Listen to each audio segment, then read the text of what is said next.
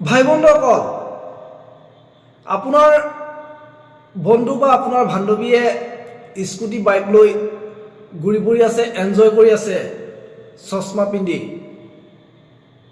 আপুনি যাব পৰা নাই। আপুনি তাৰ লগত গ'লে আপোনাৰ জীৱনটো চিন্তা কৰিবলগীয়া হয়, যিয়ে আমাৰ বেকগ্ৰাউণ্ডত ইমান যোগ্য নহয়। গতিকে আপুনি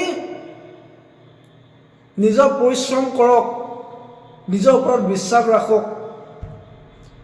যেতিয়া আপুনি সফল হ'বা, যেতিয়া এদিন আপুনি লক্ষ্যত উপনীত হ'বা, তেতিয়া আপুনি নিজৰ মতে এনজয় কৰক, নিজৰ মতে পিন্ধক, নিজৰ মতে ফূৰ্তি কৰক।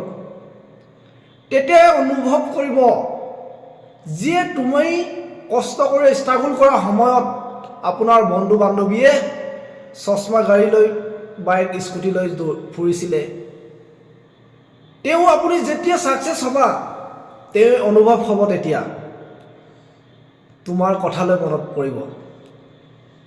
এইখিনি কথা মনত ৰাখি ল'ব।